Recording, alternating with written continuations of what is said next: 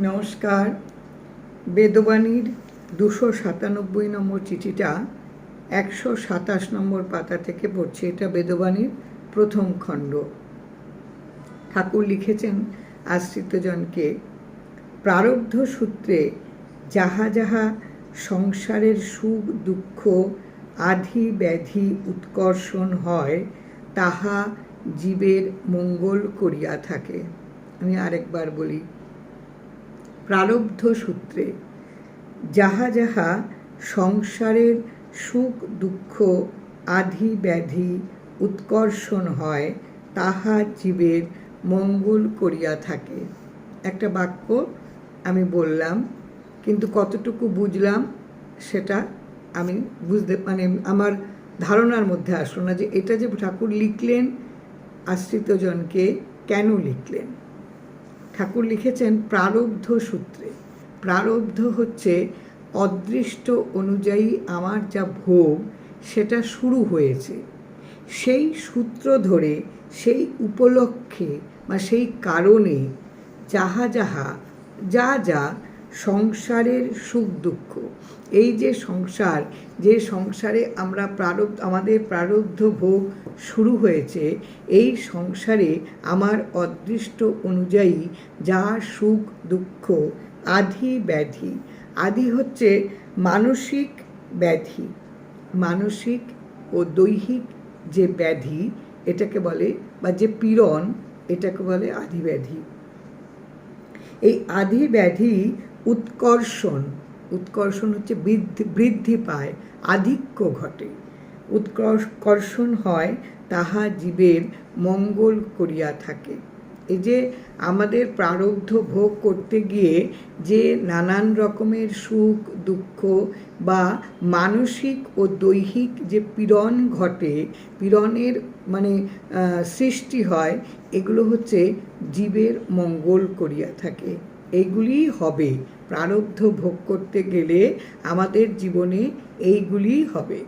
আমাদের নানান ধরনের আনন্দ হবে, দুঃখ হবে, কষ্ট হবে, আমাদের নানান মানসিক দৈহিক আমাদের একটা উৎপীড়ন হবে, এবং এটা আমাদের একটা বৃদ্ধি ঘটাবে। আমাদের মনের মধ্যে এই মানসিক এবং দৈহিক উৎপীড়নের একটা বৃদ্ধি ঘটাবে।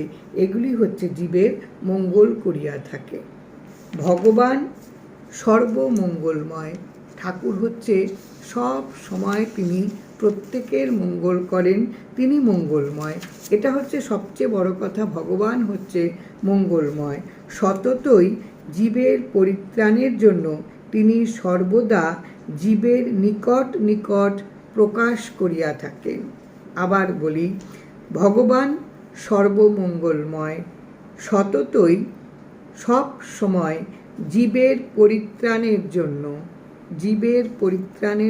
পরিত্রাণ হচ্ছে পরিণতি থেকে তার মুক্তি, আত্মার যে মুক্তি, পরিণতি থেকে আমার যা পরিণতি, এখান থেকে মুক্তি, এই আমার যে আত্মাটার মুক্তির জন্য তিনি সব সময় সর্বদা জীবের নিকট নিকট প্রকাশ করিয়া থাকেন।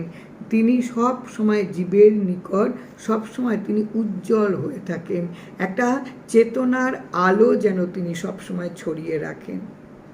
কি অপূর্ব করে ঠাকুর লিখেছেন চিঠিটা। আমি আরেকবার প্রথম লাইনটা পড়ি, কি অপূর্ব করে ঠাকুর বুঝিয়ে দেন।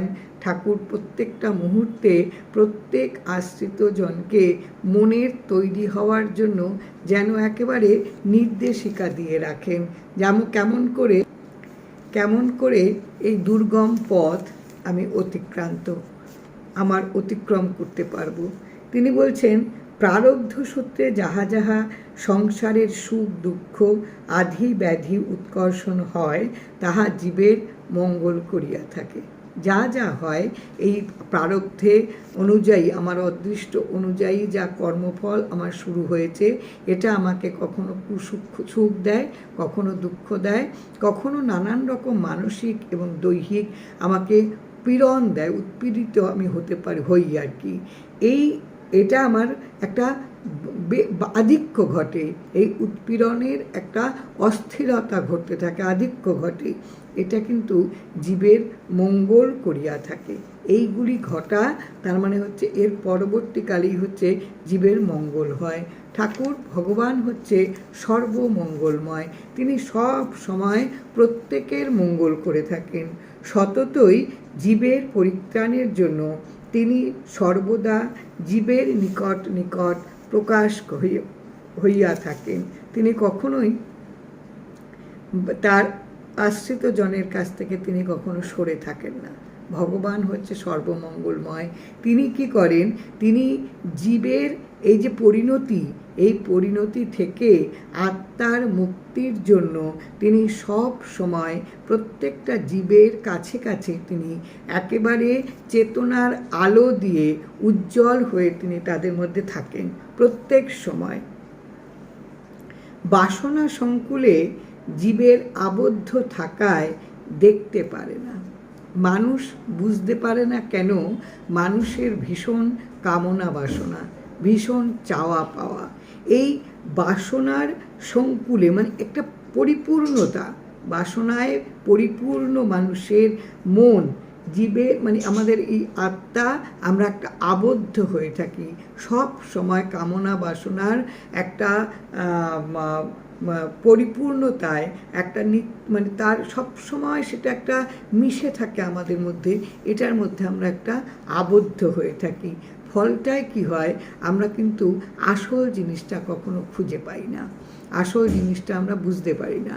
আমরা সবসময় নকল জিনিসের পিছনে ছুটে বেড়াই, আর আমরা কষ্ট পাই, আমাদের নানান ধরনের আধি ব্যাধি দেখা দেয়। কি অপূর্ব চিঠি ঠাকুর লিখেছেন আশ্রিত জনদের কাছে।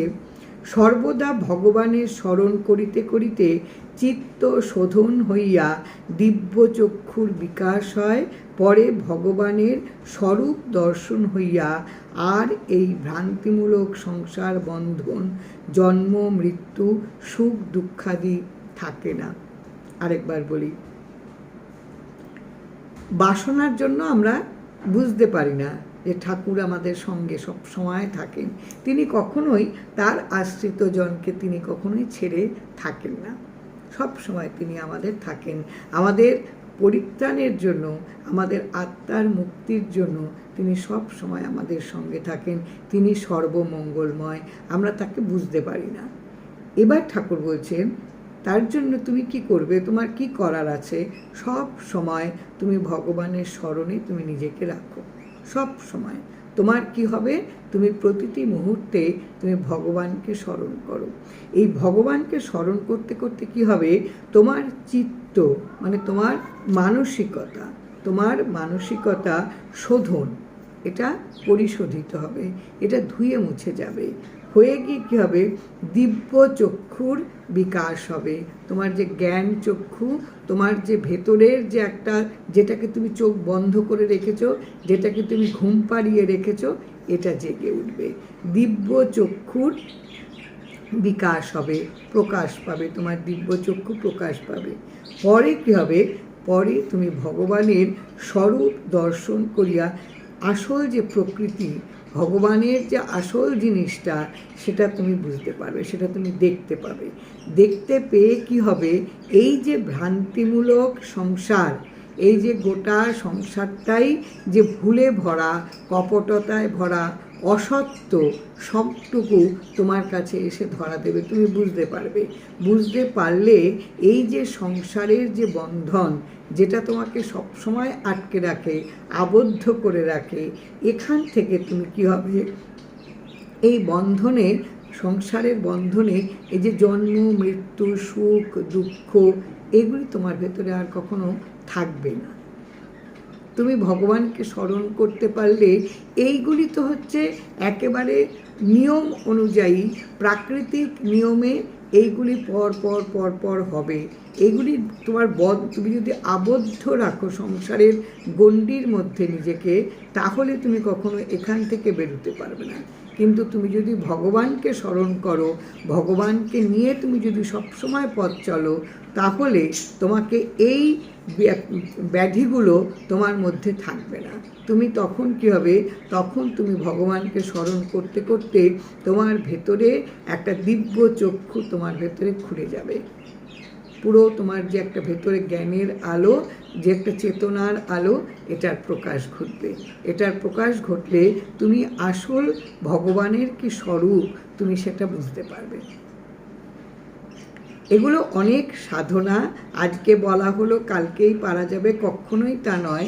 দীর্ঘ দীর্ঘ সাধনা, দীর্ঘ দীর্ঘ মনের অনুশীলন, চর্চা, পুরোটা না হলেও আমরা যদি খানিকটাও ভগবানকে চলাফেরার পথে যদি প্রতি মুহূর্তে তাকে নিয়েই আমরা যদি যাপন করতে পারি, তাহলে এই যে সংসারের যে নানান রকমের উৎপীড়ন, এই উৎপীড়নের থেকে কিন্তু মনকে অনেকটা কিন্তু শান্তিতে রাখা যায়।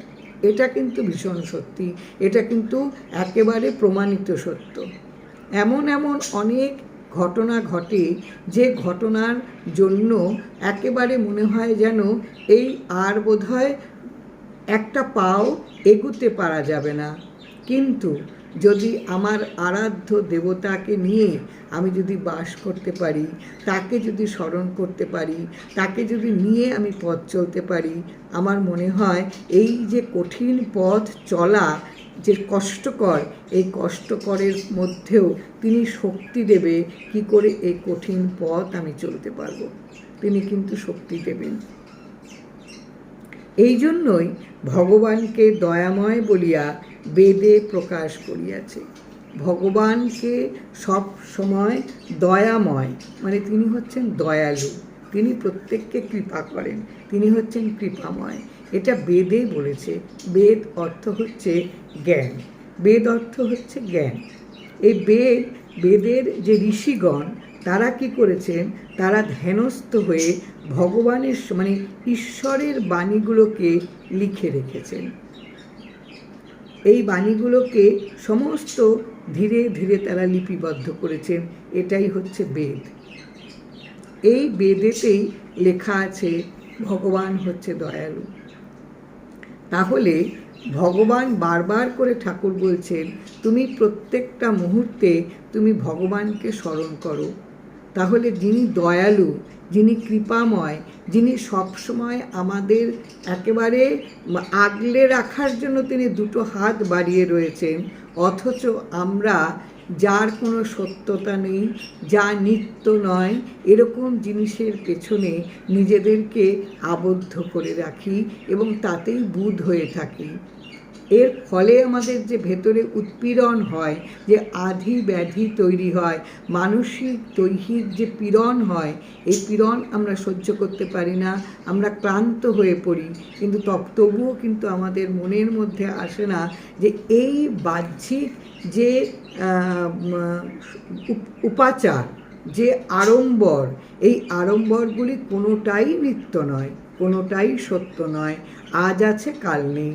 এইগুলি আমার প্রারব্ধ কর্ম অনুযায়ী, অদৃষ্টের কর্ম অনুযায়ী আমাকে এই পথ অতিক্রম করতেই হবে।